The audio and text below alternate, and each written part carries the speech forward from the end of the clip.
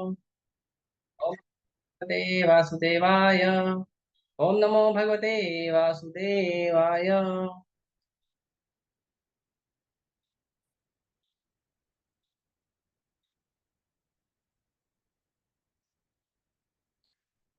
तो हम पढ़ रहे हैं श्रीमद् भागवतम स्कंद 1 अध्याय 3 श्लोक संख्या 40। ये कुछ सीरीज ऑफ श्लोक हैं, बहुत ही मधुर है और असली में बताते हैं कि भागवतम है क्या। ठीक है, तो ये उसमें से 40 नंबर का श्लोक जो है, पहला श्लोक बहुत सुंदर है।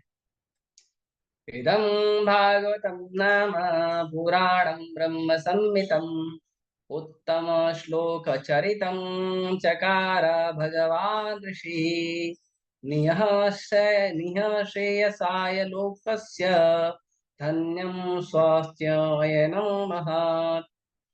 इदं भागवतं नाम पुराणं ब्रह्म संहितं उत्तम श्लोक चरितं चकार भगवान् ऋषिः नियः श्रेयसाय लोकस्य धन्यं स्वस्ति अयनं महत्। इदं भागवतं नाम पुराणं ब्रह्म संहितं उत्तम श्लोक चरितं चकार भगवान् ऋषिः नियः श्रेयसाय लोकस्य धन्यं स्वस्ति अयनं महत्। चलिए रिपीट करिए। इदं भागवतं नाम पुराणं ब्रह्म संहितं उत्तम श्लोक चरितं चकार भगवानुश्रीः निःश्रेयसाय लोकस्य धन्यं स्वस्त्ययनं महत्। और कोई बात करेंगे? हरे कृष्ण प्रभु जी। हम्म, इदं भागवतं नाम पुराणं ब्रह्म संहितं उत्तम श्लोक चरितं चकार भगवान् ऋषिः निःश्रेयसाय लोकस्य धन्यं स्वस्त्ययनं महत्। हरे कृष्ण। और कोई?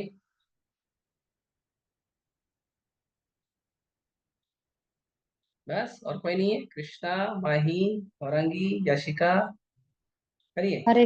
हरे कृष्ण प्रभु जी। इदं भागवतं नाम पुराण ब्रह्म सहितम् उत्तम श्लोक चरितं चकार भगवान् ऋषि धन्यवाद। निःश्रेयसाय लोकस्य धन्यं स्वस्त अयनं महत्। हरे कृष्ण। धन्यवाद। और कोई? हरे कृष्ण प्रभु जी। हरे इदं कृष्ण। भागवतं नाम पुराणं ब्रह्म संहितं उत्तम श्लोक चरितं चक्र भगवान् ऋषि निर्विशेष लोकस्य धनं स्वस्ति अनमत। हम्म, और कोई? एक और।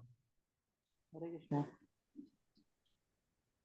इदं इदं भागवतं नाम पुराण ब्रह्म संहितं उत्तम श्लोक चरित चकार भगवान् ऋषि निःश्रेयस्य लोकस्य धन्य स्वस्ति अयं महतः। पढ़िए गौरांगी, पढ़िए।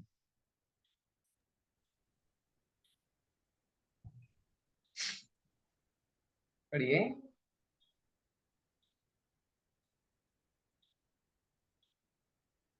हरे कृष्ण। कुछ बोले आप प्रभु? नहीं, आपको नहीं, कि जिसने अनम्यूट किया उसको बोला मैं। गौरांगी कौन है अनम्यूट किया है, बोलो।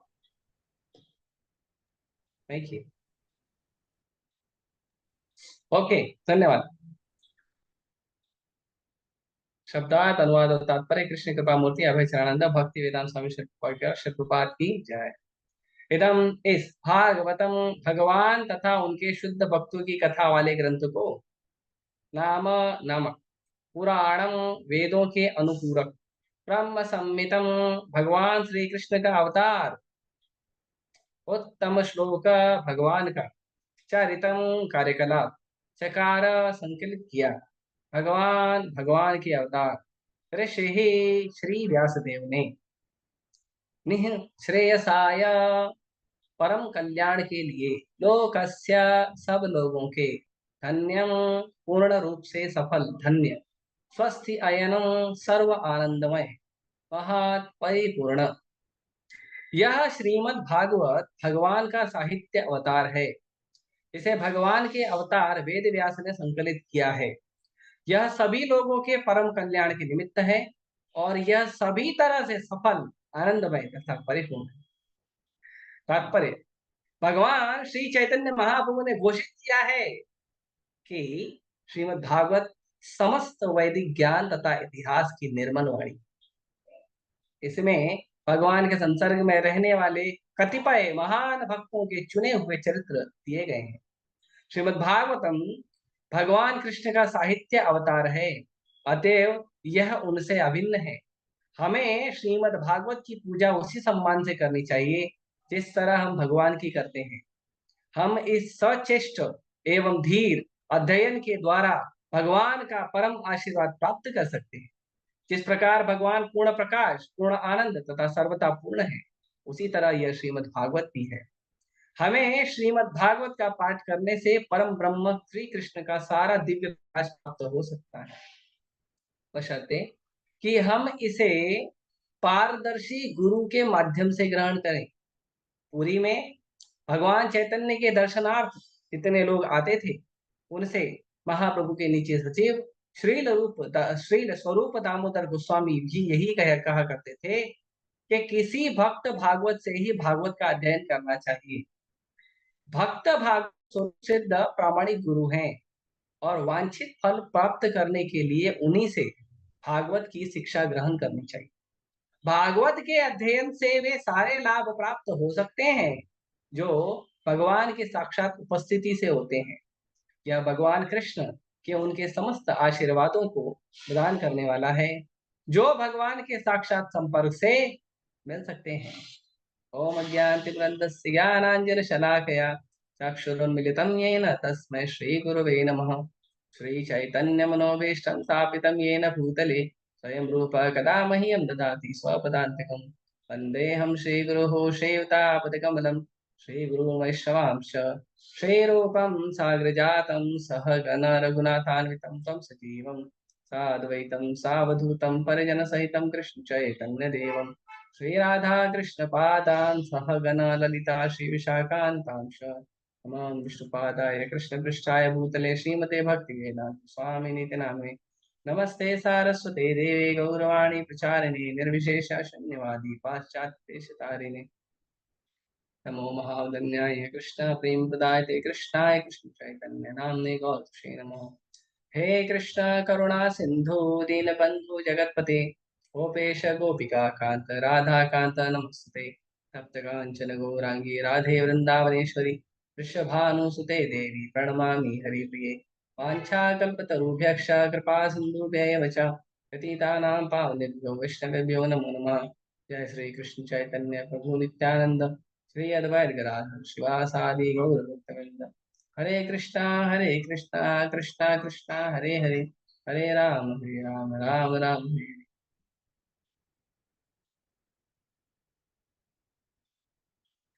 हरे कृष्णा। तो सभी भक्तों को मेरा दंडवत प्रणाम। हम पढ़ रहे हैं, बहुत ही मधुर ग्रंथ है श्रीमद् भागवतम, और श्रीमद् भागवतम का हम पढ़ रहे हैं स्कंद 1 अध्याय 3 और श्लोक संख्या 40। तो इसके पहले जो है वो वर्णन किया गया है, श्लोक संख्या 39 में वर्णन किया गया है कि इस संसार में केवल ऐसी जिज्ञासाओं द्वारा ही मनुष्य सफल तथा पूर्णता ज्ञात हो सकता है, क्योंकि ऐसे जिज्ञासाओं से अखिल ब्रह्मांडों के स्वामी भगवान के प्रति दिव्य आह्लादकारी प्रेम उत्पन्न होता है और जन्म मृत्यु की घोर पुनरावृत्ति से 100% प्रतिरक्षा की गारंटी है। तो मेरे ख्याल से सत्यमाधव प्रभु ने बहुत सुंदर तरीके से बताया था, कल मैं भी ज्वाइन करके थोड़ा सुना था। सत्यमाधव प्रभु ने बहुत सुंदर तरीके से बताया था कि केवल अगर किसी व्यक्ति को सुरक्षा चाहिए, रक्षा चाहिए, तो केवल और केवल एक ही भगवान का उनको शरण लेना चाहिए और कहीं मत जाइए। एक ही प्रभु है, एक ही स्वामी है, एक ही प्रेमी है, एक ही पिता है, और वो है पूर्ण पुरुषोत्तम, लीला पुरुषोत्तम, मर्यादा पुरुषोत्तम भगवान श्री कृष्ण। केवल वही है जो सबकी रक्षा करते हैं, सबसे प्रेम करते हैं। भगवान कृष्ण तो गारंटी देते हैं कि मैं रक्षा करूंगा, चिंता मत। कौनते या प्रत्यानी है न मैं भक्त प्रणश्य। कौनते अर्जुन, जाके पूरे दुनिया में ऐलान कर दो पूरे दुनिया में जाके ढिंडोरा पीट के लोगों को बता दो कि मेरे भक्त का कभी विनाश नहीं हो। बहुत अद्भुत है ये। इसीलिए भगवान कृष्ण की केवल शरण ग्रहण करने वाले लोग जो हैं उनकी असली रक्षा होती है, बाकी किसी की रक्षा होती ही नहीं। कृष्ण चेतना की भी रक्षा करते हैं। कृष्ण बहुत सावधानी से भक्तों की रक्षा करते हैं। कृष्ण जो है वो भक्तों का इतना ज्यादा ध्यान रखते हैं, इतना अच्छे से ध्यान रखते हैं कि ऐसा सृष्टि में न कोई हुआ है, न होगा, न भूतो न भविष्यति, के जो कृष्ण की तरह किसी का ध्यान रखता है। असंभव है। केवल कृष्ण ही ऐसे प्रेमी प्रभु हैं, केवल कृष्ण ही ऐसे प्रेमी स्वामी हैं, केवल कृष्ण ही ऐसे हैं जो अनंत ब्रह्मांड के मालिक होने के बावजूद एक एक जीव से हृदय से प्रेम करते हैं। और कैसे प्रेम करते हैं? तो कृष्ण है सूरदम सर्वभूताना, तो कृष्ण हृदय में रह के प्रेम करते हैं। ये आजकल पिक्चर वाले डायलॉग मारते हैं, हम आपके दिल में रहते हैं, आप हमारे। कोई नहीं किसी के दिल में नहीं रहता है। कोई किसी के दिल में नहीं रहता। यदि किसी के हृदय में कोई वास करता है तो वो है पूर्ण पुरुषोत्तम भगवान।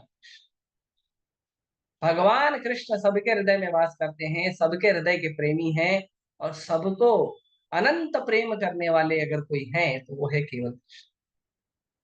ध्रुव महाराज जब जा रहे थे, ध्रुव महाराज भगवान की प्राप्ति करने के लिए, तो ध्रुव महाराज की माँ को लगा कि अगर मैं इसको बोलूंगी जंगल चले जाओ तो मेरे बिना तो कभी रहा नहीं है, तो बेचारा डर जाएगा, बेचारा सोचेगा कि मेरी रक्षा कौन करेगा, मुझे प्यार कौन करेगा।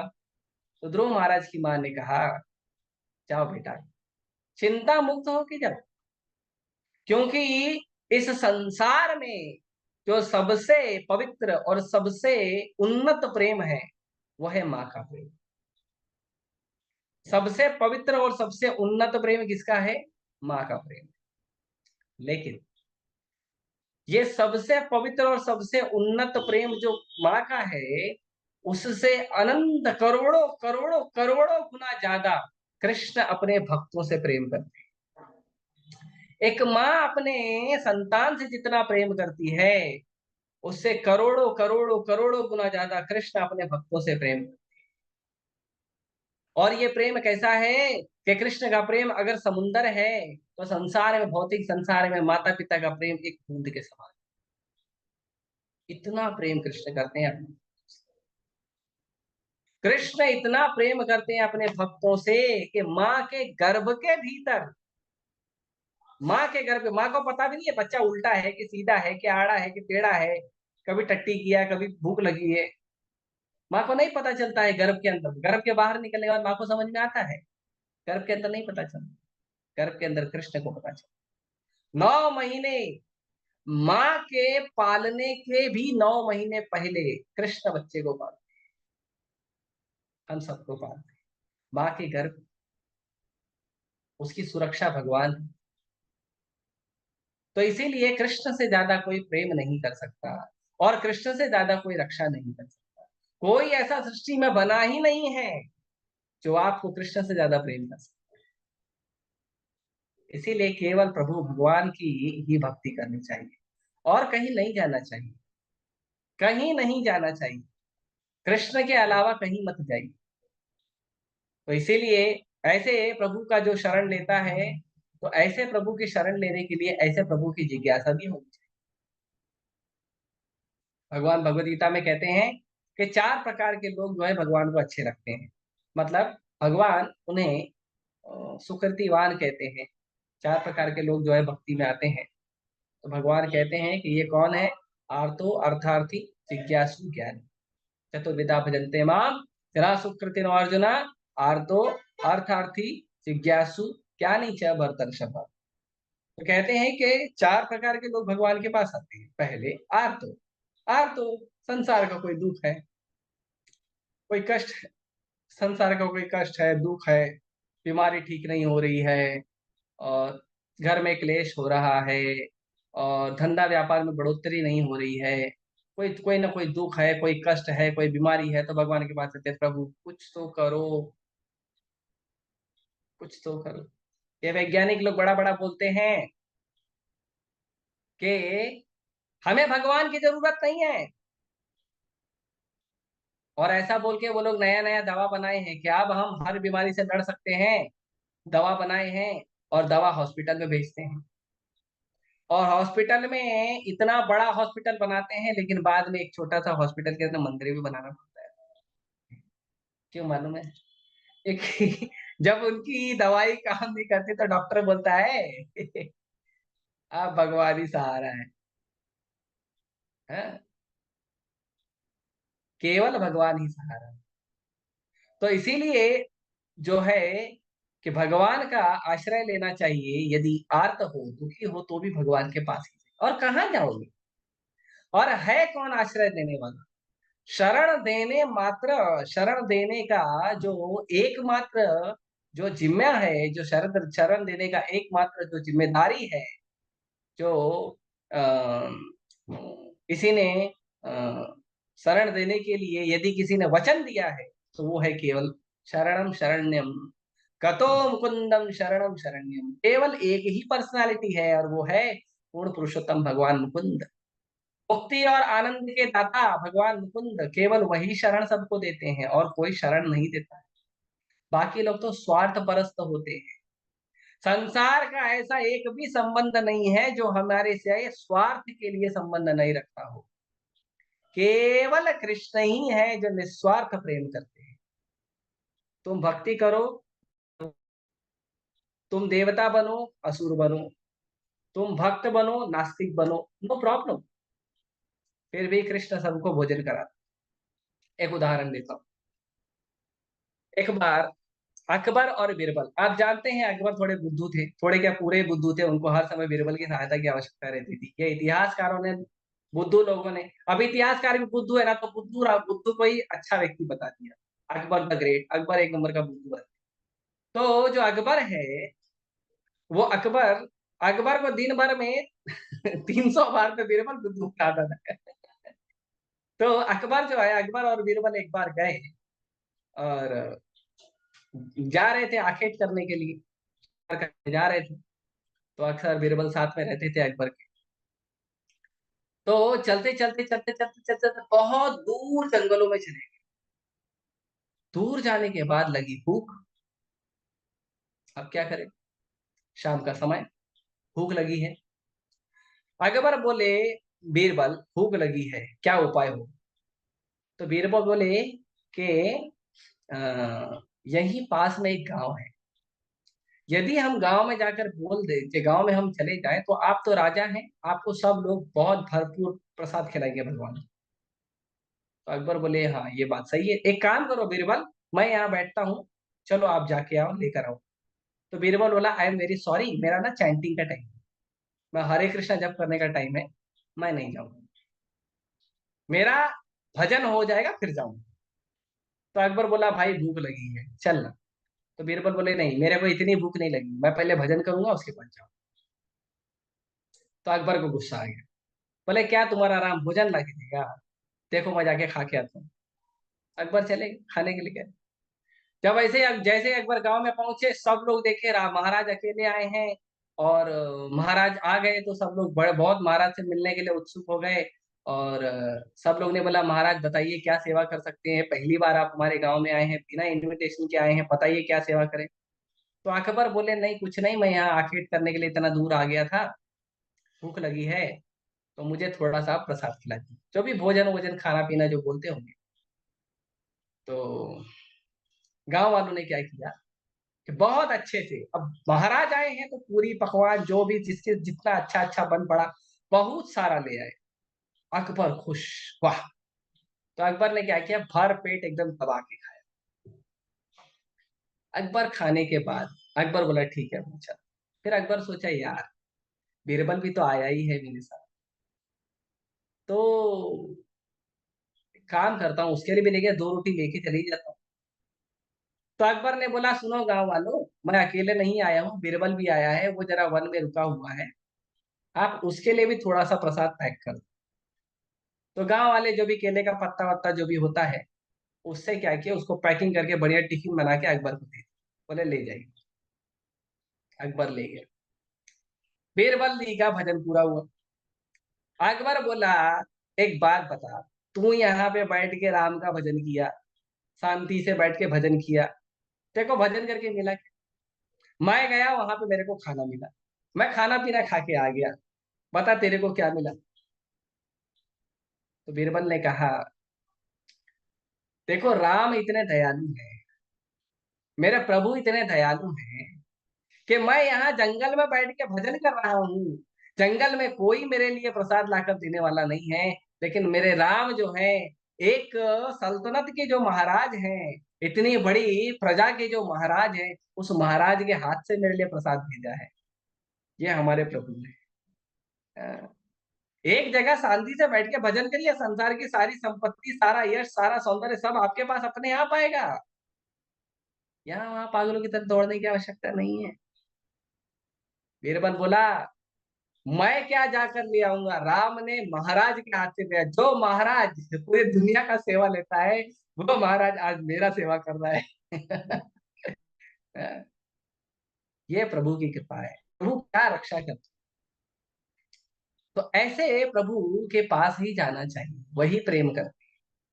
तो जो आर्त हैं, दुखी हैं, वो भी भगवान के पास, अर्थार्थी जिन्हें धन की आवश्यकता है, वो भी भगवान के ही पास जाए। अरे लक्ष्मी जिसी की दासी है, उससे मांगो ना, देवताओं से क्या मांगते हो? वो तो कुबेर के पास बेचारे लाइन लगाते हैं। हाँ? जैसे हम लोग राशन का लाइन लगाते हैं, सब मोदी सरकार सबको 2 रुपए 3 रुपए किलो गेहूं चावल देते हैं, ऐसे देवी देवता लोग लाइन लगाते हैं कुबेर के पास। अरे देखो इसका एप्लीकेशन आया, उसको धन देना, उसका एप्लीकेशन आया, उसको धन देना, और कुबेर जाता है लक्ष्मी माता के पास लाइन लगाने के लिए।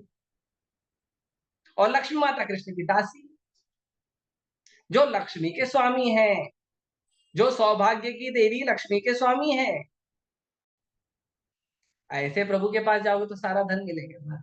तो आर्तो हो या अर्थार्थी, ज्ञान नहीं, जिज्ञासु। जिज्ञासु मतलब जो व्यक्ति को संसार का सुख दुख का चिंता नहीं है, ठीक है, वो आते जाते रहे। जिसको धन का भी चिंता नहीं है, नहीं धन का भी इतना कोई नहीं, बस 2 रोटी मिल गया हमको, खाना पीना मिल गया अच्छे से, हम बस हम इतने में खुश है, हमको कोई धन का लालच वालच इतना ज्यादा नहीं है। पता है धन, धन प्राप्त होके भी किसको आनंद मिला है? कौन सा बिल गेट्स और अंबानी सुखी है धन प्राप्त करने के बाद? पर्सनल लाइफ में तो सबके कलह चल रहा है। फिर क्या करें? फिर हमको जिज्ञासा है, ये सृष्टि किसने बनाई, ये सृष्टि का मालिक कौन है, असली स्वामी कौन है, उससे हमारा क्या संबंध है, हम संसार में क्यों भटक रहे हैं, मैं बार बार जन्म क्यों लेता हूँ, बार बार जन्म क्यों होता है मेरा। तो जो जिज्ञासु होता है, जो जानना चाहता है, भगवान को जानना चाहता है, भक्ति को जानना चाहता है, सेवा करना चाहता है, वो भी भगवान का भक्त है। और इन सब में जो सर्वश्रेष्ठ होते हैं वो होते ज्ञानी, जो ये जानते हैं कि कृष्ण परम भगवान है, कृष्ण से ही सब कुछ प्रकट हुआ है, और ये जानते हुए जो कृष्ण का भक्ति करते हैं, भजन करते हैं, वो ज्ञानी है। तो जो ज्ञानी है, जो जानते हैं कृष्ण ही परम भगवान है, तो ये जो 4 प्रकार के लोग हैं, आर्तो, अर्थार्थी, जिज्ञासु और ज्ञानी, ये चारों प्रकार के लोग सुकृतिवान होते हैं। लेकिन भक्त जो होते हैं, भक्त भगवान के लिए, तो इस तरह से ऐसे जिज्ञासु लोग जो हैं, वो ऐसे ही भगवान की शरण लेनी चाहिए। गतो मुकुंदम शरणम शरण्यम, और किसी की शरण मत लीजिए। कई बार कहा जाता है कि देवताओं की शरण लो, या अलग अलग जीवों की शरण लो, या कई बार ये भी कहा जाता है कि माँ बाप की जो है असली रक्षक है। सही बात है, माँ बाप रक्षक है, लेकिन वो प्रतिनिधि के रूप में, असली रक्षक नहीं। प्रभुपाद जी बोलते हैं विदेशों में कि लोगों को लगता है कि माँ रक्षा करती है, और यहाँ हम देखते हैं कि माँ अपने गर्भ में अपना बच्चा मार अबॉर्शन कर लेती है। देखिए, तो कई बार लगता है ये हमारा रक्षा करेगा, ये हमारा रक्षा करेगा, ये हमारा रक्षा करेगा, और अगर हमने इसका सेवा नहीं किया तो पाप लगेगा, कुल देवता का भक्ति नहीं किया तो पाप लगेगा। तो इस पर भगवान के एक महान भक्त कहते हैं, देवर्षि भूताप्त नृणाम पितॄणाम नायम किंकर न चरणी च राजन सर्वात्मनायम शरणं शरण्यं गतो मुकुंदम परिहृत्य कर्तुम। कहते हैं देव, ऋषि, भूत, आप्त, देवता, ऋषिगण, भूत मतलब जो साधारण जीव जीव जंतु हैं वो, जैसे गाय है, पेड़ है, नदी है, पर्वत है, ये सब भी जीव जंतु हैं जिनसे हमें बहुत कुछ प्राप्त होता है। हम्म, तो अलग अलग जीव जंतु हैं, उनको भूत कहते हैं। आप्त, आप्त मतलब रिश्तेदार, देव, ऋषि, भूत, आप्त, बाद में निर्णाम, राजा, और पितृणाम, माँ बाप, भाई बहन, और जो भी दादा दादी नाना नानी है। कहते हैं नायम किंकर न चरिणी चराचर। अब मैं उनका दास नहीं हूं, अब मैं उनका ऋणी नहीं हूं, अब मैं उनका सेवक नहीं हूं। क्यों? पाप लगेगा? नहीं, नहीं लगेगा, बिल्कुल नहीं लगेगा। अच्छा, कैसे? तो कहते हैं सर्वात्मनायम शरणम शरणम, मैंने पूरे मन से समर्पण कर दिया है, पूरे मन से शरण ले ली है। किसकी ली है? कतो मुकुंदम परिहृत्य करता हूं, भगवान मुकुंद की मैंने शरण ली है, जो शरण देने लायक है, और कोई शरण देने लायक नहीं है। शरण्यम, शरणम शरण्यम, मैंने शरण ली है उसकी जो शरण देने लायक है। कतो मुकुंदम, भगवान मुकुंद के चरणों में चले गया हूं। कतो मुकुंदम परिहृत्य करतम, जिसके चरणों में जाने के बाद ये देव, ऋषि, भूत, आपका नृण, पितृण, सबका जो ऋण है वो खत्म। सबका जो ऋण है, सबसे जो लगने वाला पाप है, सबसे जो मैंने उसका कर्तव्य पूरा नहीं किया तो पाप लगेगा, ये कुछ नहीं। कतो मुकुंदम सर्वधर्मान परित्यज्य मामेकं शरणं व्रज अहं त्वां सर्वपापेभ्यो मोक्षयिष्यामि मा शुचः। भगवान भगवत गीता में छाती ठोक के कहते हैं, सब छोड़ो, आओ मेरे पास, मैं ध्यान रखूंगा, कोई पाप नहीं लगेगा। ऐसे प्रभु की जिज्ञासा करनी चाहिए, ऐसे प्रभु की शरण लेनी चाहिए। यही प्रभु तो है जो रक्षा कर सकते हैं, और कौन रक्षा करेगा?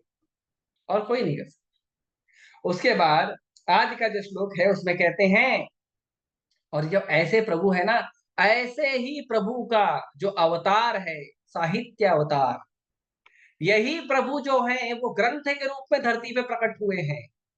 वैसे भागवतम के इसी अध्याय के यही जो श्लोक चल रहा है 40 नंबर का, उसमें 41, 42 और 43 श्लोक में, 43 नंबर श्लोक में आएगा। मेरे ख्याल से कुछ वक्त चर्चा करेंगे, मौका मिला तो मैं भी करूंगा।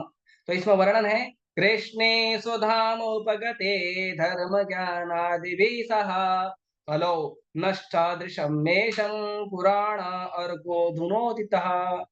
तो कहते हैं कि कृष्ण जो है वो स्वधाम उपगत, कृष्ण अपने धाम चले गए।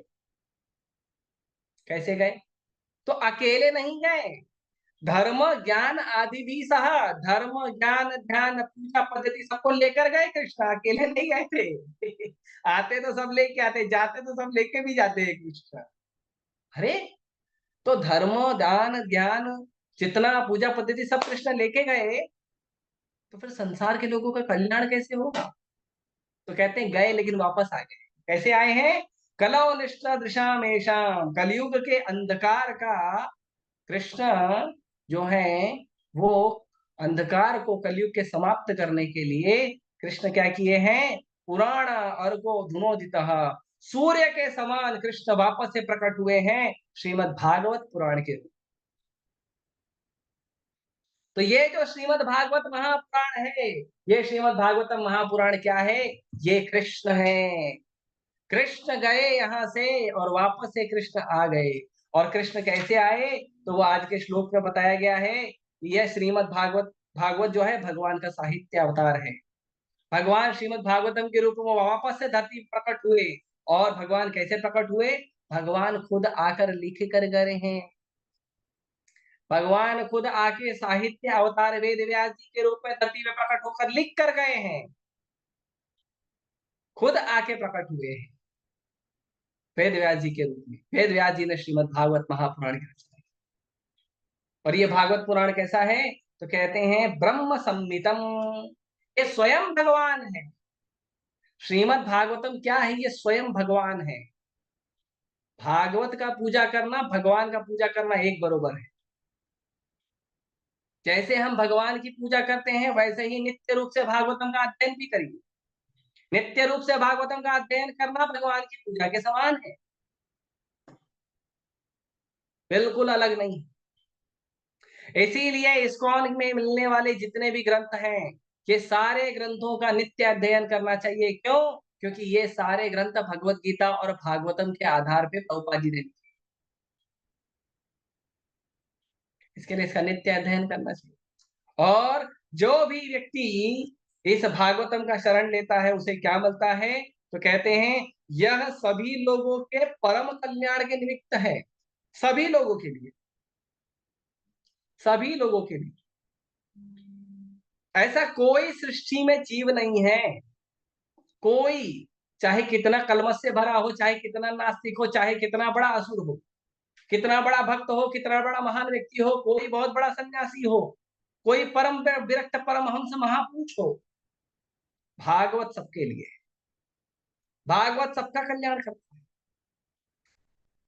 इसीलिए भागवत में एक श्लोक, अकामो सर्व कामो मोक्ष काम उदारति तीव्रेण भक्ति योगेन यजेता पुरुषः परम।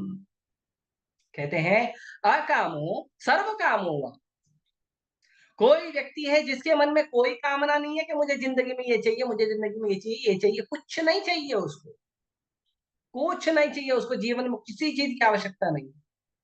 सो है भगवान का सिवा सब, सब भरा पड़ा, कोई टेंशन नहीं, कुछ नहीं चाहिए भगवान से, संसार से भी कुछ नहीं चाहिए, सब है, धन धान्य रूप धन यश सब है हमारे पास, नहीं चाहिए कुछ, कोई कामना ही नहीं हृदय में।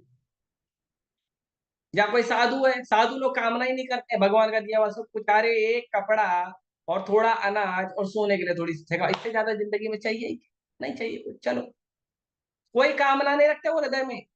लड़की चाहिए, बंगला चाहिए, चैतन्य महाप्रभु कहते हैं न धनम न धनम न धनम न सुंदरी कविता बाज गृह काम आए मम जन्मनि जन्मेश्वरी भवतात भक्ति रही तो ही।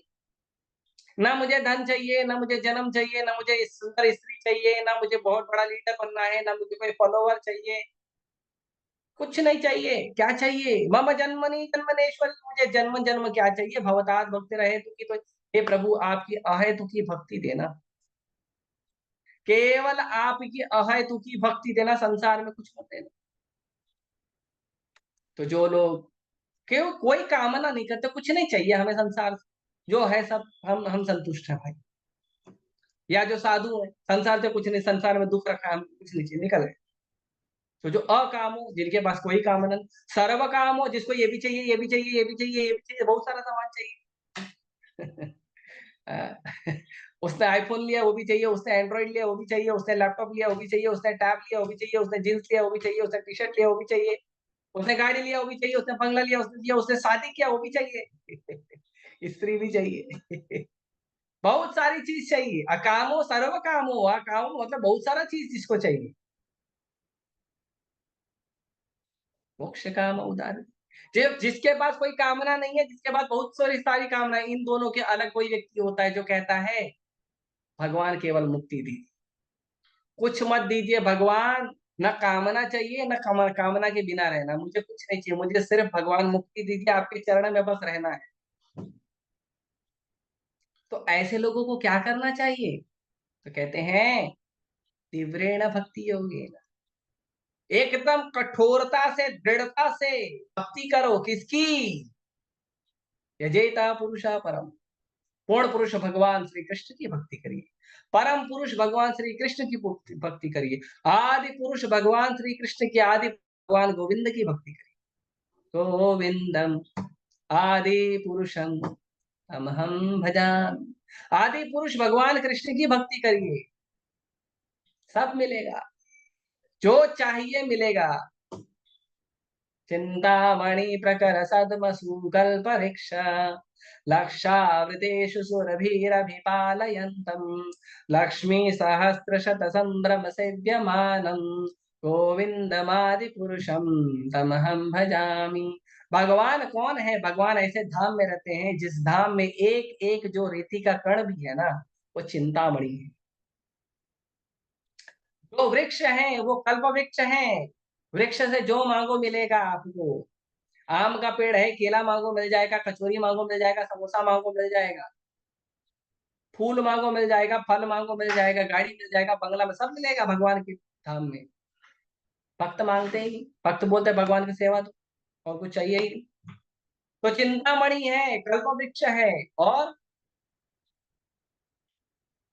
लक्षावृतेषु सुरभि अभिपालन, लाखों लाखों गाय है, सुरभि गाय, सुरभि गाय मतलब जिनके थन से दूध निकलना कभी बंद ही नहीं होता,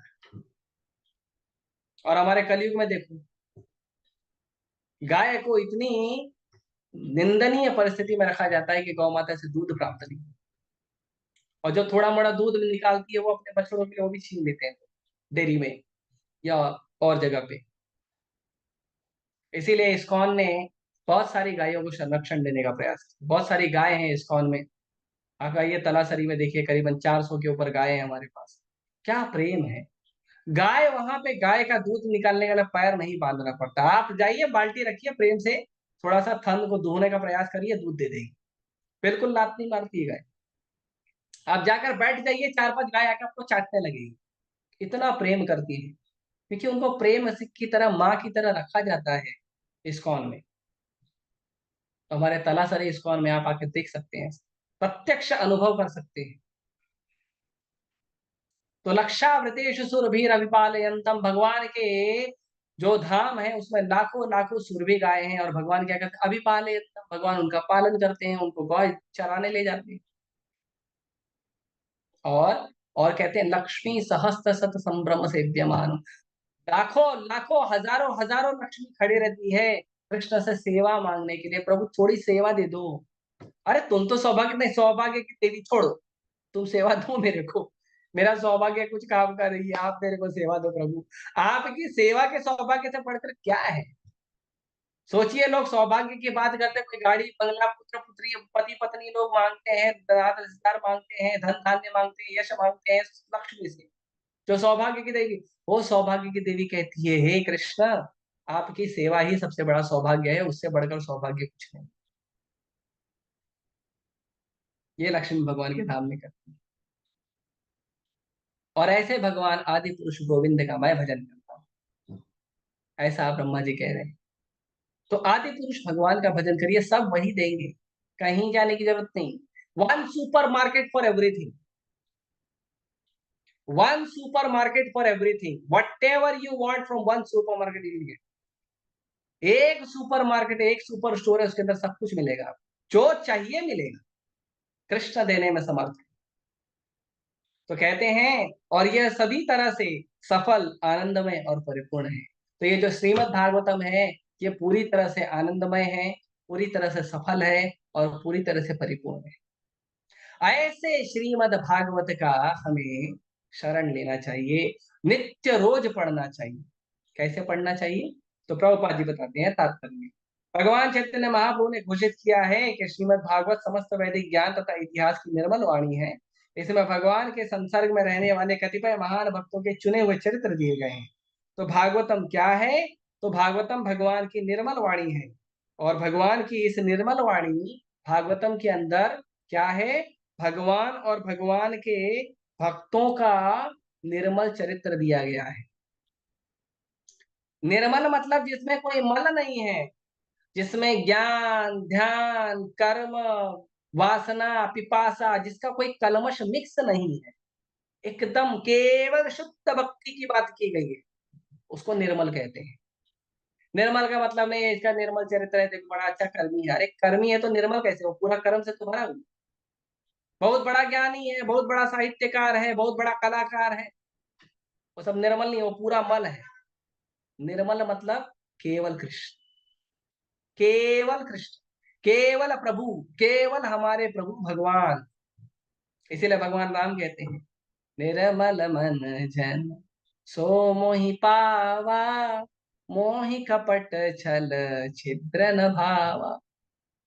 जिसके हृदय में केवल भगवान की भक्ति हो, वही मन निर्मल होता है। बाकी लोगों के हृदय में तो कपट छल छिद्र बहुत कुछ होता है। इसीलिए कर्मी ध्यानी ज्ञानी और ना जाने क्या क्या बनने की जगह भगवान कृष्ण का भक्त बनिए, हृदय को निर्मल बनाइए, और ऐसे अमल भागवत पुराण का शरण लीजिए। ऐसे अमल भागवत पुराण को रोज पढ़िए। भगवान स्वयं कहते हैं कि ये भागवत पुराण जो है निर्मल है, और ये निर्मल भागवत पुराण जो है वो सभी कल्मशों से मुक्त है, और स्वयं भगवान का अवतार है। और इस भगवान के अवतार श्रीमद् भागवतम को किसने लिखा है, स्वयं भगवान लिखे हैं, भगवान व्यासदेव जी के रूप में प्रकट होके। व्यासदेव जी जब सारे वेद सारे पुराण और बहुत सारे ग्रंथों को लिख दिए, बहुत सारे ग्रंथों को लिखने के बाद व्यासदेव जी जो है वो दुखी हो गए थे। क्यों दुखी हो गए थे? तो व्यासदेव जी इसलिए दुखी हो गए थे क्योंकि व्यासदेव जी ने देखा कि लोग जो अपने जीवन में क्या कहते हैं, अलग अलग काम में और अलग अलग वासनाओं में फंसे हैं, उनको वेदों ने लाइसेंस दे दिया है। वेदों ने लाइसेंस दिया है कि आप ये काम करो, आपकी ये इच्छा पूर्ति हो जाए, आप ये काम करो, आपकी ये वासना पूर्ति हो जाए। तो लोगों को तो वासना से मुक्त करना है, उनको तो उनकी इच्छाओं से मुक्त करना है, उनको तो उनकी इच्छाओं से शुद्ध करना है। एक ही इच्छा होनी चाहिए केवल कृष्ण की सेवा करने के लिए, लेकिन कृष्ण के विपरीत की सारी इच्छा पूरी करने के लिए वेद संकलन हो गया। और वेद जो नहीं पढ़ सकता उसके लिए पुराण बना दिए गए। जो पुराण है, महाभारत है, और क्या कहते हैं, महाभारत है, रामायण है, ये सब जो लिखा गया है ना, ये उनके लिए लिखा गया है जिनकी बुद्धि कम है, जो वेदों को पढ़ के भी वेदों का ये निष्कर्ष नहीं निकाल सकते कि वेदों का अध्ययन का मतलब होता है भगवान कृष्ण की शरण लेना। जिन लोगों के अंदर इतनी बुद्धि नहीं है, उन लोगों के लिए पुराण लिखे गए, इसको सप्लीमेंट्री टू वेदा बोलते हैं, जो वेदों के सहयोगी हैं, जिनके सहयोग से वेद पता चलते हैं। इसके अंदर स्टोरी फॉर्म में, पुराण के अंदर स्टोरी फॉर्म में भगवान कृष्ण की भक्ति के लिए लोगों को प्रेरित किया गया है। तो ये सारे पुराण, इस पुराणों में भी जो सबसे सर्वश्रेष्ठ है वो है भागवत पुराण।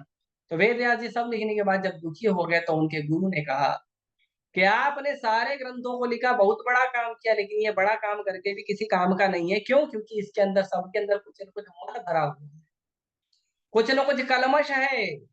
कोई कर्म मिश्रित भक्ति है, कोई ज्ञान मिश्रित भक्ति है, कोई ज्ञान मिश्रित भक्ति है, कोई वासना मिश्रित भक्ति है। निर्मल भक्ति जो है, भगवान कृष्ण की केवल और केवल निर्मल भक्ति है, जिसमें केवल भगवान कृष्ण और भगवान के भक्तों का निर्मल पावन मंगल चरित्र का वर्णन किया गया है। ऐसा आपने एक भी ग्रंथ नहीं लिखा। तो ऐसा एक ग्रंथ लिखोगे तब लोगों का उद्धार होगा, नहीं तो लोग तो वैसे ही वासनाओं में फंसे हुए हैं, और तुम वेद दे के भी उनको वासनाओं में ही फंसाओगे तो फायदा क्या? तो वेद व्यास जी को समझ में आया। उस समय वेद व्यास जी ने अपना स्मरण किया भगवान के चरण कमलों में। भगवान के चरण कमलों में जैसे ही वेद व्यास जी ने स्मरण किया, वेद व्यास जी ने देखा, भगवान के धाम को देखा, भगवान के धाम को देखा, बहुत सुंदर धाम को, भगवान का धाम का वर्णन बहुत सुंदर हुआ है भागवत के तीसरे स्कंद में। बहुत सुंदर वर्णन देखा, उसके बाद वेद व्यास जी ने क्या किया, लिखना शुरू किया और श्रीमद् भागवत महापुराण की रचना की। तो ये श्रीमद् भागवत क्या है? श्रीमद् भागवतम जो है वो स्वयं भगवान है, सूर्य के रूप में प्रकट होकर इस संसार के अज्ञान के अंधकार को समाप्त करने के लिए स्वयं भगवान पुराण अर्को अधुनोतः, पुराण के रूप में, पुराण के सूर्य के रूप में भगवान प्रकट हुए हैं। और प्रकट होके भगवान क्या करते हैं? संसार के सारे कल्मशों का, सारे वासनाओं का नाश करते हैं। ये श्रीमद् भागवत यही ऐसा है। और उसको स्वयं भागवत जो है, तो भागवत भी दो प्रकार के होते हैं, एक होता है ग्रंथ भागवत और एक होता है भक्त भागवत। ग्रंथ भागवत जो हम भागवतम श्रीमद् भागवत महापुराण की बात कर रहे हैं वो है, और भक्त भागवत वो होता है जो श्रीमद् भागवतम के अनुसार ही जीवन जीता है, जो श्रीमद् भागवत के अनुसार जीवन जीता है उसे भक्त भागवत कहते हैं। इसीलिए जो हमारे आचार्य हैं ये सब भक्त भागवत है, ये साधारण नहीं है, ये श्रीमद् भागवतम के अनुसार ही जीवन जीने वाले भक्त भागवत है। इसीलिए हमें श्रीमद् भागवत सुनना चाहिए, किससे? श्रीमद् भागवत से सुनना चाहिए, भागवत को भागवत से सुनना चाहिए, भागवत ग्रंथ को भागवत भक्त से सुनना चाहिए। इसीलिए महाप्रभु कहते हैं भागवत सुनिए भागवत स्थाने। श्रीमद् भागवतम को यदि आपको सुनना है तो श्रीमद् भागवत जैसे भक्तों से ही सुनिए, यहाँ वहां से मत सुनिए। हाँ। इसके लिए प्रभुपाद जी कहते हैं कि यदि आपको भागवतम सुनना है, यदि भगवान की कथा कीर्तन सुनना है, तो भगवान कृष्ण के अनन्य भक्तों से सुनिए। अनन्य का मतलब होता है जो कृष्ण के अलावा और किसी को जानते नहीं है, न अन्य। अनन्य का मतलब होता है न अन्य, जिसके लिए कृष्ण ही है, सब कुछ कृष्ण है और कृष्ण के अलावा और कोई नहीं है। भगवान भी भगवद गीता में कहते हैं भजते माम अनन्य भाग। हाँ? ऐसा व्यक्ति जो कितना भी महान दुराचारी हो, कितना भी महान पाप किया हो, कितना भी महान द्वेषी हो, लेकिन यदि मेरी अनन्य भक्ति करता है, अपि चेत सुदुराचारो भजते माम अनन्य भाग, यदि मेरी अनन्य भक्ति करता है मतलब केवल मुझे एकमात्र स्वामी मानकर भक्ति करता है, तो साधु एव समन्तव्य, उस आदमी में दोष नहीं देखने का, उस आदमी को साधु समझने का। उसके अंदर हजारों लाखों करोड़ों भले दोष हो, लेकिन तुम नहीं देखने का, तुम उसको साधु समझने का। जो भगवान कृष्ण की भक्ति करते हैं और केवल कृष्ण को ही अपना स्वामी, केवल कृष्ण को ही अपना आराध्य मानकर बैठे हैं, उसमें भले लाखों करोड़ों हजारों द्वेष हो, उसके अंदर द्वेष देखने का नहीं, उसको साधु समझने का, साधु बोलने का, प्रभु जी माता जी बोलने का, और कुछ नहीं बोलने का। हाँ, क्यों? भगवान कहते हैं साधुरेव समन्तव्य सम्यक व्यवस्थित हो स, क्योंकि बहुत जल्दी वो जो है भगवान की भक्ति में स्थित हो जाएगा, और क्या होगा? क्षिप्रम भवति धर्मात्मा शाश्वत शांति मधिगच्छति, बहुत जल्दी वो धर्मात्मा बन जाएगा। तुम उसका अपराध करोगे, तुम उसकी निंदा करोगे, तुम्हारी निंदा और अपराध रिकॉर्ड में हो जाएगी। जिस दिन वो भागवत बना, जिस दिन वो धर्मात्मा बना, उस दिन तुम्हारा बैंड बज जाएगा, क्योंकि तुमने अपराध कर दिया ना। बस आप समझो, तुम्हारा हिसाब बरोबर।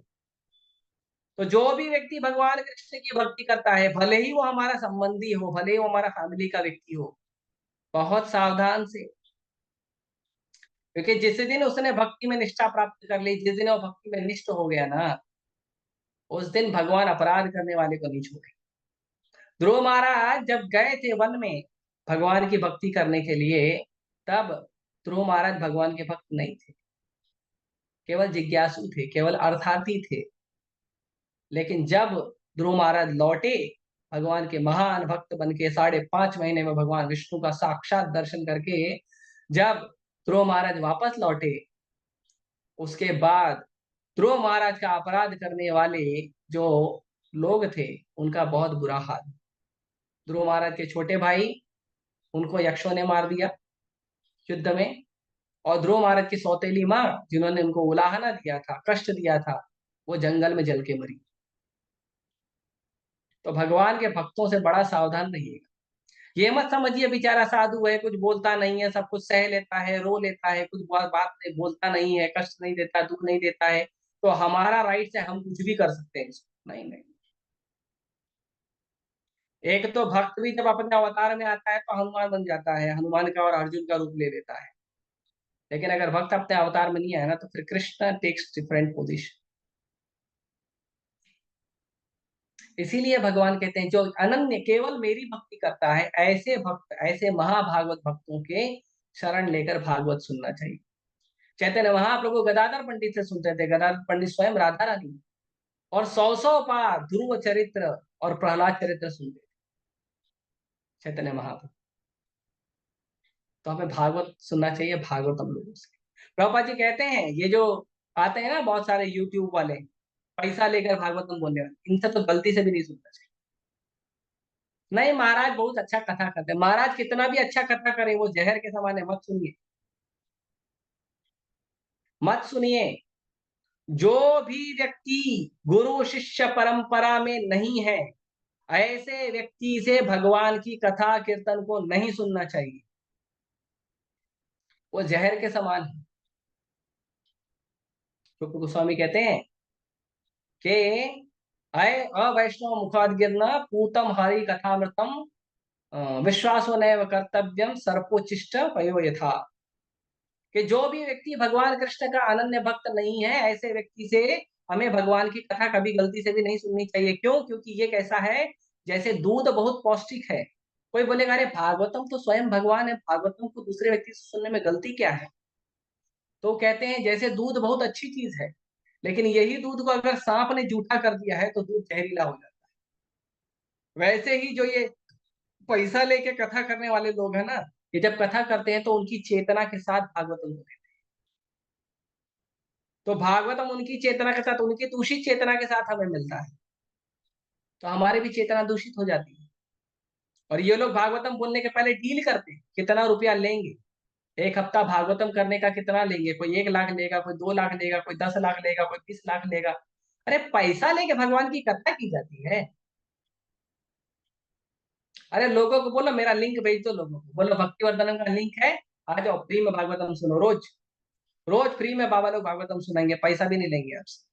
हाँ, अगर आपकी देने की इच्छा है तो मना नहीं हम डोनेशन ले लेते हैं हाँ, हम अपने तरफ से डिमांड नहीं करते। तो इसीलिए भागवतम को सुनना है तो ऐसे भक्तों से सुनिए जो भक्तों को भक्ति का आत्म साक्षात्कार हुआ है, या तो कम से कम ऐसे भक्तों से सुनिए जो लोग भक्ति के साक्षात्कार प्राप्त भक्तों के अनुगत होकर सेवा कर रहे हैं। जैसे इस्कॉन के भक्त हैं, वो प्रभुपाद जी के अनुगत होकर सेवा कर रहे हैं। तो प्रभुपाद जी आत्म साक्षात्कार व्यक्ति हैं। प्रभुपाद जी के जो कई सारे शिष्य हैं वो आत्म साक्षात्कार व्यक्ति हैं, और हम उनके अनुगत होकर सेवा करते हैं। इसीलिए हम लोग रिपीट करते हैं, हम लोग अपने मन से कुछ नहीं बोलते हैं। तो ऐसे लोगों से भागवत सुनना चाहिए। भागवत सुनेगी या भागवत स्थान। भागवत सुनना है तो भक्त भागवत से सुनिए, ग्रंथ भागवत को भक्त भागवत से सुनिए, गुरु परंपरा प्राप्त भक्तों से सुनिए, यहाँ वहां से मत सुनिए। ये प्रोफेशनल रिसाइटर लोग क्या करते हैं पता, उनको जो पसंद होता है ना वही टॉपिक उठाते हैं, उसी पर चर्चा करते हैं। और इसीलिए क्योंकि पूरी संसार काम से पीड़ित है, इसीलिए ये लोग पहला स्कंद, दूसरा स्कंद, तीसरा स्कंद नहीं पढ़ते, डायरेक्ट 10वें स्कंद में वो भी भगवान की गोपियों के साथ लीला चर्चा करते हैं। पता ही नहीं। और तो और मैंने प्रत्यक्ष अपनी आंख से देखा है, मैं नाम नहीं लूंगा, मैंने एक भागवत प्रवक्ता का मैंने देखा है, इतना मुझे क्रोध आया और गुस्सा आया कि वो अपने मंच पे 2 नाटक करने वाले लोगों को बुलाकर एक को शिव का रूप बनाया था, दूसरे को पार्वती का रूप बनाया था और नाच रहे थे। भगवान और भगवान के भक्त इतने सस्ते हैं क्या कि तुम्हारी भागवत कथा के लिए बैकग्राउंड म्यूजिक देने के लिए भगवान का कपड़ा पहन के कोई नाचे? इतने सस्ते हैं क्या भगवान? हम देखते हैं शादी ब्याह में लोग राधा कृष्ण को बनाकर और बढ़िया राधा कृष्ण को नचा रहे हैं।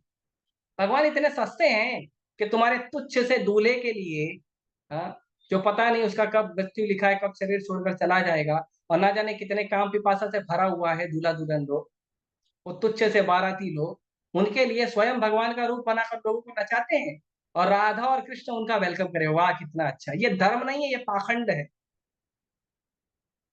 ऐसा नहीं करना चाहिए। चरण में अपराध है भगवान के और भगवान के भक्तों के। बहुत गंदा लगा मुझे देखकर, अच्छा नहीं लगा मुझे।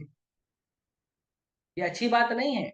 आप कितने बड़े भागवत रिसाइटर हो कि भगवान शिव को नचा सकते हो? अरे शिव जी जिस दिन नाचने शुरू करेंगे ना, सारा ब्रह्मांड जलकर राख हो जाएगा। ये बहुत गंदी बात है, अच्छा नहीं है, अपराध है। इसीलिए ऐसे भागवत रिसाइटर लोगों के बारे में हमें ऐसे लोगों से सुनना नहीं चाहिए। ऐसे लोग सीधे नरक जाएंगे, सीधे नरक। They are going to the royal courts to hell, और नरक में भी उनको स्पेशल ट्रीटमेंट दिया जाएगा। हाँ, कोई बचेगा नहीं। गुरु और चेला दोनों नरक में जाएंगे और दोनों को धुलाई होगी। ब्रह्मा जी कहते हैं, भागवतम के तीसरे स्कंद में ब्रह्मा जी कहते हैं कि जो भी व्यक्ति गुरु का पद लेता है और गुरु का पद लेकर जो व्यक्ति अपने ऊपर निर्भर, अपने ऊपर निर्भर व्यक्ति को, जो भी व्यक्ति भगवान कृष्ण की कथा कीर्तन नहीं सुनाता है और भगवान के धाम नहीं लेकर जाता, ऐसा गुरु और उसके उसके फॉलो करने वाले शिष्य सब नरक जाते हैं।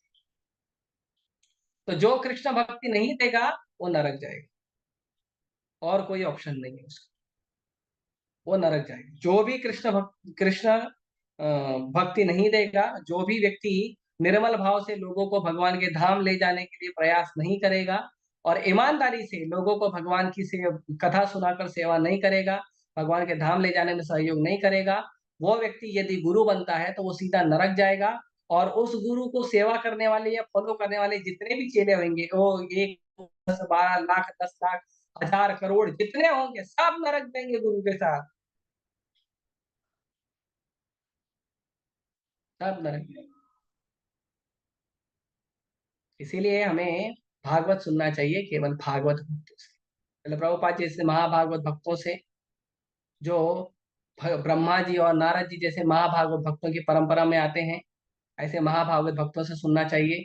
उनके निर्देशानुसार, उनके अनुगत होकर जो भक्त भगवान की कथा करते हैं, निर्मल कथा करते हैं, उनसे सुनना चाहिए भागवत, और किसी से नहीं सुनना चाहिए।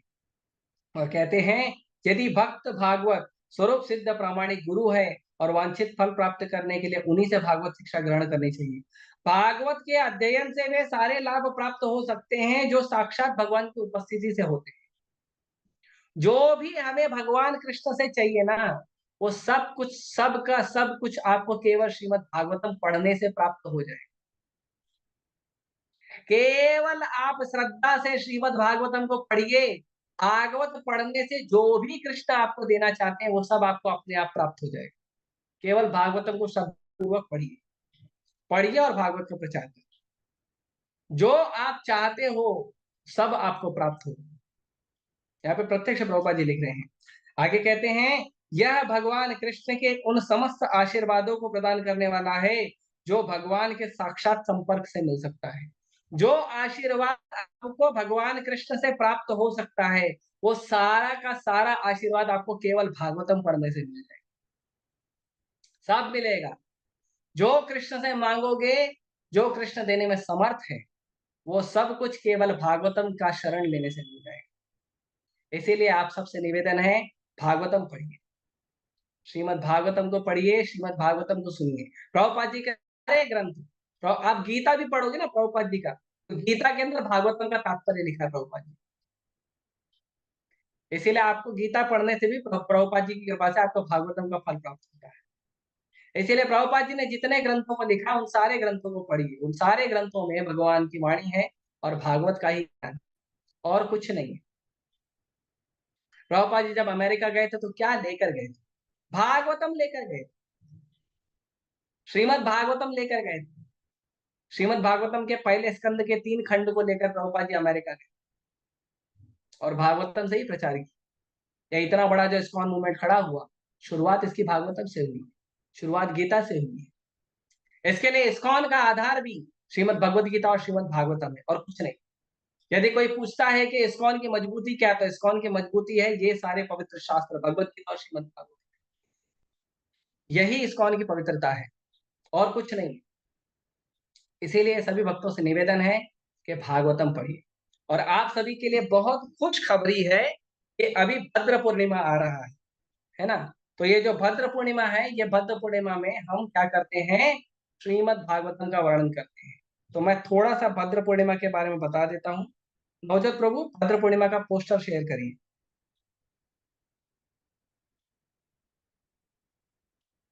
पोस्टर ब्लैक वाला, यस। तो ये श्रीमद् भागवतम का पोस्टर है, ये भद्र पूर्णिमा का है। श्रीमद् भागवतम देना चाहिए। तो श्रीमद् भागवतम के 12वें स्कंद के 13वें अध्याय के श्लोक संख्या 13 में इसका वर्णन है कि यदि कोई पूर्ण चंद्रमा के दिन, मतलब पूर्णिमा के दिन, भद्र पूर्णिमा के दिन, यदि कोई व्यक्ति श्रीमद् भागवतम को सोने के सिंहासन पर रखकर किसी व्यक्ति को दान देता है, या खुद को दान देता है, दूसरे को नहीं देता, कम से कम खुद को दे दो, है ना। दान खुद को भी दिया जाता है, भागवतम का दान तो दे ही सकते हो खुद को। तो यदि कोई व्यक्ति करता है तो वो व्यक्ति क्या होता है, वो व्यक्ति को भगवान का धाम प्राप्त होता है, वो व्यक्ति सीधा भगवत धाम जाता है। तो आप में से जिन्हें भी करना है वो कर सकते हैं। ये श्रीमद् भागवतम को या तो खुद के लिए खरीद सकते हैं, या तो किसी भक्त को दान दे सकते हैं, या तो आप लक्ष्मी दे दीजिए, हम किसी को दान दे देंगे। तो इसका लक्ष्मी का भी चार्ट है, लक्ष्मी का चार्ट शेयर करिए आप। तो लक्ष्मी का भी चार्ट है, और सभी के ऊपर आपको डिस्काउंट दिया गया है। अंग्रेजी में इसका रेगुलर प्राइस जो है वो आपको दिया गया है, और उसका भद्रा प्राइस भी है, वो भी दिया गया है। लगभग सभी के ऊपर 400 से 500 रुपए की छूट दी गई है। आप देख सकते हैं, अंग्रेजी है, अंग्रेजी जो है 9400 का है, लेकिन आपको मिलेगा 8900 में। हिंदी है 7400 का है, 6900 मिलेगा। इस तरह से हर भागवतम के ऊपर आपको छूट दी गई है। आप उसके लिए मुझे पर्सनली संपर्क कर सकते हैं। ये दोनों पोस्टर जो है, हमारे जितने भी ग्रुप है वो सारे ग्रुप के अंदर जो है जिसमें हम हमारा लिंक भेजते हैं, उन सारे ग्रुप में ये पोस्टर और ये आपको प्राइस चार्ट मिल जाएगा। और उसके लिए आप लोग मुझे पर्सनली संपर्क कर सकते हैं। श्रीमद् भागवतम स्वयं पढ़िए और श्रीमद् भागवतम का अध्ययन स्वयं करके आप जो है खुद भी भागवतम पढ़िए और दूसरों को भी आप जो है दूसरों को भी आप जो है वो भागवतम का ज्ञान दीजिए, दूसरों को भी भागवतम गिफ्ट करिए। तो इसीलिए हमें क्या करना चाहिए, हमें भागवतम को पढ़ना चाहिए और भागवतम को सुनना चाहिए। और एक छोटा सा अनाउंसमेंट मुझे करना है, और वो अनाउंसमेंट है श्री श्री जगन्नाथ बलदेव सुभद्रा महाराज रथ यात्रा की। तो 13 तारीख को शनिवार के दिन दोपहर में 1 बजे अंधेरी के लिंक रोड पर इन्फिनिटी या सिटी मॉल के पीछे की तरफ हमारा एक बहुत सुंदर स्कूल है जिसका नाम है भक्ति वेदांत स्वामी मिशन स्कूल। वहां से भगवान श्री श्री जगन्नाथ बलदेव सुभद्रा रथ के ऊपर बैठकर इस्कॉन जुहू आएंगे। तो दोपहर में 1 बजे ये कार्यक्रम शुरू होगा और ये कार्यक्रम दोपहर में 1 बजे शुरू होगा और फिर भगवान श्री श्री राधा रास बिहारी मंदिर भगवान पहुंचेंगे। जगन्नाथ बलदेव सुभद्रा श्री श्री राधा रास बिहारी मंदिर पहुंचेंगे और उसके बाद 13 तारीख को तो ये है, और 14 तारीख जो संडे है, संडे 14 तारीख को भजन होगा, भजन कीर्तन होगा, प्रवचन होगा, भगवान की आरती होगी, डांस और ड्रामा कीर्तन होगा, भगवान को 56 भोग ऑफरिंग होगा 14 तारीख को संडे को। और हाँ, संडे 14 तारीख से लेके गुरुवार तक रहेगा ये 18 तारीख तक। 14 तारीख संडे से लेके 18 तारीख गुरुवार तक भगवान जगन्नाथ जी जो है वो इस्कॉन जुहू में रहेंगे। और ये जो भजन कीर्तन प्रवचन आरती और डांस ड्रामा होगा, 56 भोग होगा, ये शाम को 5 से 9 होगा। तो आप में से जो भी भक्त आना चाहते हैं वो कृपया जरूर आए। आना चाहते नहीं, जरूर आइए भगवान का दर्शन करिए, ठीक है, जगन्नाथ जी का दर्शन करिए। तो भगवान जगन्नाथ जी का दर्शन करने के लिए आप आ सकते हैं। Stop sharing. तो आप आ सकते हैं भगवान का दर्शन करने के लिए आइए और भागवतम भी लीजिए। भागवतम या तो आप स्वयं ले सकते हैं या तो आप किसी को गिफ्ट कर सकते हैं। यदि आप ये सोच रहे हैं कि आपके पास भी भागवतम है, आपने किसी को दिया है, वो आप जिसको देना चाहते हैं उसके पास भी भागवतम है, तो आप भागवतम का लक्ष्मी हमें डोनेशन दे सकते हैं। उसका आपको रिसिप्ट मिल जाएगा, उसका रसीद बनाकर दे दिया जाएगा। आपका जो दिया गया लक्ष्मी है, पैसा है, उससे हम किसी गरीब को हम आपकी तरफ से भागवतम दे देंगे। जो भी भाषा में आपको गिफ्ट करना होगा उस भाषा में बता दीजिएगा, ठीक है। तो ये श्रीमद् भागवतम का जो हमने आज चर्चा किया, अभी श्रीमद् भागवतम के बारे में ही बहुत सुंदर सुंदर वर्णन होगा। इस श्रीमद् भागवतम के ही वर्णन को आप लोग अच्छे अच्छे से सुनते रहिए। और मेरे ख्याल से ऑलमोस्ट हर लेक्चर में, अभी जब तक दो तीन चार श्लोक होगा, तो हर लेक्चर में हम क्या करेंगे, भागवतम का प्राइस लिस्ट और भागवतम का पोस्टर जो है शेयर कर दिया करेंगे, जिससे आप लोगों को भागवतम के बारे में पता चल जाए, इंफॉर्मेशन हो जाए, ठीक है। तो ये श्रीमद् भागवत महापुराण का अनंत गुण है। मैंने तो उस गुण का जो अनंत गुणगान है, उस गुणगान का मैंने तो लेश मात्र भी नहीं बोला है, क्योंकि उतना समय भी नहीं है और मुझे उतना ज्ञान भी नहीं है, ठीक है। लेकिन फिर भी आप लोग दयालु भक्त हैं, आप लोग अपनी कृपा करके मेरे इस कीर्तन को स्वीकार करके भगवान से प्रार्थना करिए, ताकि मैं भी भागवतम को अच्छे से, भागवतम को भागवत चेतना में पढ़ के भगवान की भक्ति को प्राप्त कर सकूं। हरे कृष्णा। किसी भक्त का कोई प्रश्न है, कोई जिज्ञासा है तो वो पूछ सकते हैं। Yes Mahi, please ask. आश्रय विग्रह मतलब जिस भगवान का आश्रय लिया जाए। विग्रह का मतलब होता है भगवान का स्वरूप, जिसको हम लोग मूर्ति कहते हैं ना। मूर्ति नहीं कहा जाता, विग्रह कहा जाता है। मूर्ति उसका होता है जो मरा हुआ व्यक्ति है, उसका मूर्ति होता है ना। जैसे नेता लोग मर जाते हैं, उनका मूर्ति बनाया जाता है, तो वो मूर्ति होता है। लेकिन विग्रह मतलब जो शाश्वत भगवान है, जो हमेशा से थे और हमेशा से रहेंगे।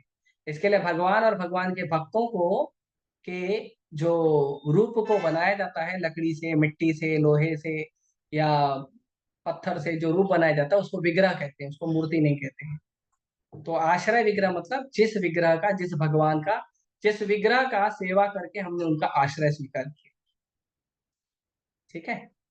और श्रीमद् भागवतम जो है सभी के आश्रय विग्रह है। श्रीमद् भागवतम स्वयं भगवान है, सभी के आश्रय विग्रह है, ठीक है।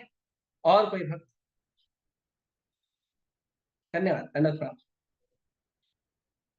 और किसी वक्त कुछ बोलना है, समझाना है, मैंने कुछ गलत बोला है, बताना है तो बता सकते हैं।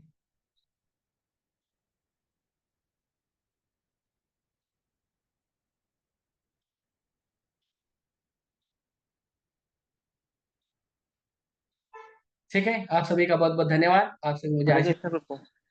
हाँ अभिनेत जी।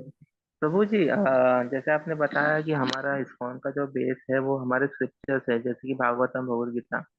तो जब श्रीला व्यास जी ने जब ये सब ग्रंथ वगैरह लिखे थे, इसके ऊपर एक बहुत डिटेल एक लेक्चर का भी हो सकता है, क्योंकि ये हमारा बेस है जैसे आपने कहा। इसके ऊपर लेक्चर चाहिए आपको कि व्यास देव जी ने जो लिखा है? मतलब पूरा डिटेल में, अगर मतलब कैसे लिखा, क्या हाँ ये हुआ, आपको क्योंकि आते, हमारा ये जो हमारा भागवतम चल रहा है ना, इसी में चलते रहेगा, इसी में मिल जाएगा। इसी में कॉन्सेप्शन मतलब। एक करके बहुत सारे भक्त बता देंगे, चिंता मत करिए। ठीक है। और अगर आपको स्पेशल लेक्चर चाहिए भागवतम का तो ठीक है, वो भी किसी दिन ले लेंगे। ठीक है। नहीं, मैं बस आइडिया शेयर कर रहा हूँ, वो तो आपकी कृपा है। कृपा तो राधा रासबेरी की है, हमारी की कृपा है। हम छोटे से शूद्र से दास है। प्रसाद खाने का भी बुद्धि दी है हमें, भागवतम पढ़ने का भी तो बुद्धि दी आप दास है तो हम भी आपके दास है। ठीक है। और कोई बात? ठीक है। आप सभी का बहुत बहुत धन्यवाद, आप सभी आनंदमय भक्तों का बहुत बहुत धन्यवाद। संतोष जय श्री प्रभु, कृष्ण। हरे कृष्णा। संतोष प्रभु जो है वो एक स्कूल में पढ़ाते हैं, वो टीचर हैं और प्रिंसिपल भी हैं उसी स्कूल के, और आज कृपा करके हमारे प्रोग्राम में आए हैं। बताइए प्रभु जी, क्या सेवा करनी? बस कुछ नहीं, आज दर्शन की इच्छा हुई तो चले आए। बहुत बहुत धन्यवाद। आप आपका कैमरा ऑन कर दीजिए, मैं भी आपका दर्शन करूँ। नहीं, मैं हूँ, कैमरा ऑन ही किया हूँ। अच्छा किए हो क्या? मैं देख नहीं पा रहा हूँ, क्या मैं देखता हूँ। हाँ, यस यस, देख लिया। धन्यवाद। हरे कृष्ण। जय श्री कृष्ण। मैं प्रयास सोचता हूँ हमेशा, कहीं कभी कभी आपके पास आके मिलूं, प्रयास नहीं, करूंगा। जब प्रभु की इच्छा होती तो पहुंच जाता हूँ मैं भी। ठीक है, मैं आके मिलूंगा आपसे। ठीक है। चलिए। धन्यवाद। हरे कृष्ण। जय श्री कृष्ण। ग्रंथराज श्रीमद् भागवतम की जय, श्री प्रभुपाद की जय। हरे कृष्ण।